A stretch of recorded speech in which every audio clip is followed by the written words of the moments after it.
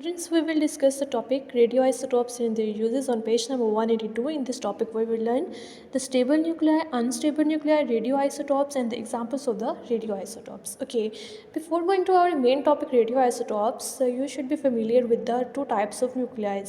Okay, there are two types of nuclei, stable nuclei and unstable nuclei. Stable nuclei इस तरह के न्यूक्लियाइज होते हैं जो नेचुरल रेडिएशन एमिट नहीं करते और ये इस तरह के न्यूक्लियाइज हैं मोस्टली जिनका एटॉमिक नंबर 1 to 82 होता है. For example sodium is a stable nuclei.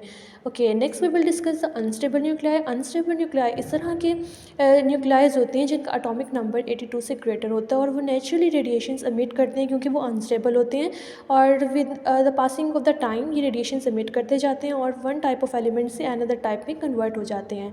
Okay, in the next step we will discuss the radioisotopes. Radioisotopes basically क्या होते हैं कि इस तरह के न्यूक्लियाई जो स्टेबल होते हैं और नॉन रेडियो एक्टिव होते हैं, यानी वो नेचुरल रेडिएशंस को एमिट नहीं कर सकते. हम उनके ऊपर प्रोटॉन्स की, न्यूट्रॉन्स की और अल्फा पार्टिकल्स की बम्बार्डमेंट करवाने के बाद उनको आर्टिफिशियली रेडियो एक्टिव एलिमेंट्स में कन्वर्ट कर देते हैं. तो इस तरह के जो एलिमेंट्स हैं उनको रेडियो एक्टिव आइसोटॉप्स या रेडियो आइसोटॉप्स का नेम दिया जाता है. We can see here the examples of the production of the radioisotopes. In the first example we have a neutron and stable sodium nuclei. और जब neutron की bombardment करवाएगी stable sodium nuclei के ऊपर तो क्या हुआ कि वो सोडियम रेडियो आइसोटॉप्स में कन्वर्ट हो जाता है और साथ ही साथ गैमा रेडिएशंस भी रिलीज़ होती हैं.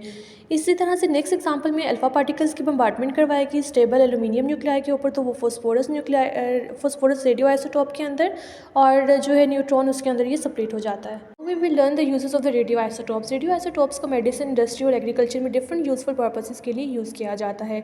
We will discuss these uses one by one. First of all we have tracers. Radioactive tracers basically इस तरह के केमिकल कंपाउंड्स होते हैं जिसमें रेडियो आइसोटॉप की क्वांटिटी मौजूद होती है और इसका बेसिक पर्पस क्या होता है कि ये ह्यूमन बॉडी, एनिमल्स और प्लांट्स के अंदर होने वाले जो मेटाबॉलिज्म के केमिकल रिएक्शंस हैं उसको एक्सप्लोर करने के लिए यूज़ किया जाता है. इसको भी मेडिसिन, इंडस्ट्री और एग्रीकल्चर में डिफरेंट पर्पसेस के लिए यूज़ करते हैं. फॉर एग्जांपल हम मेडिसिन में जो रेडियो आयोडीन 131 है इसको थायराइड ग्लैंड को एक्यूमुलेट करने के लिए यूज़ करते हैं. फॉस्फोरस 32 है, इसको ब्रेन ट्यूमर को डायग्नोस करने के लिए यूज़ करते हैं. सिमिलरली अगर हम इंडस्ट्री की बात करें तो जो ट्रेसर्स है ये बेसिकली जो मशीनरी होती है उसके जो वेयर एंड टेयर पार्ट यानी जो यूज पार्ट हो जाते हैं, ख़राब हो जाते हैं, उनको लोकेट करने के लिए या जो अंडरग्राउंड पाइप्स हैं उनकी जो लीकेज होती है उसको लोकेट करने के लिए यूज़ करते हैं. इसी तरह से जो एग्रीकल्चर है उसमें रेडियो फॉस्फोरस 32 जो है उसको इस तरह के जो एलिमेंट्स लाइक जो फॉस्फेट्स फर्टिलाइजर्स होते हैं जो प्लांट्स की जो ग्रोथ है उसके लिए क्रूशियल होते हैं, डिसएडवांटेज क्रिएट करते हैं, तो उनको डायग्नोस करने के लिए भी हम यूज़. अगर रेडियो आइसोटॉप्स का हम यूज़ फाइंड आउट करना चाहें मेडिकल ट्रीटमेंट में तो फॉर एग्जांपल जो कोबाल्ट 60 रेडियो एक्टिव एलिमेंट है ये कैंसरस सेल्स को डिटेक्ट करने के लिए और उसको क्योर करने के लिए यूज़ किया. और जो लास्ट हमारे पास यूज़ है रेडियो आइसोटॉप्स का कार्बन डेटिंग, ये मोस्ट इंपॉर्टेंट इसका यूजेज है. इसमें हम बेसिकली क्या करते हैं कि जो आपके कार्बन 14 के एलिमेंट्स होते हैं उसकी जो लाइव और जो डेड एलिमेंट्स हैं उसको हम कंपेयर करके जो डेड और एनिमल्स हैं, ट्रीज़ हैं, ये ह्यूमन बॉडीज़ होती हैं उनकी एज को कैलकुलेट करने के लिए यूज़ किया जाता है.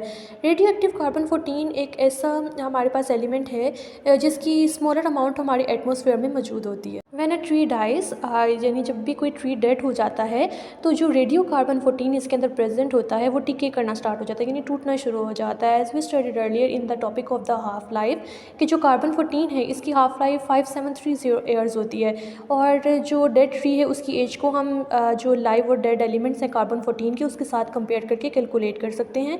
इस तरह से जो साइंटिस्ट है वो बेसिकली जो एंशियंट एलिमेंट्स होते हैं उनको उनकी एज को एस्टिमेट करने के लिए यूज़ करते हैं. इसके अलावा कार्बन 14 के अलावा भी बहुत से ऐसे रेडियो आइसोटॉप्स हैं जिनको एज को एस्टिमेट करने के लिए यूज़ किया जा सकता है. फॉर एग्जांपल जो K40 है यानी पोटाशियम आइसोटॉप K40 इसको भी यूज़ कर सकते हैं. आर्गॉन 40 है जिसकी हाफ लाइफ 2.4 × 10⁸ ईयर्स होती है. ये बेसिकली जो रॉक है उसकी जो एज है उसको कंपेयर करने के लिए इसको हम यूज़ करते हैं.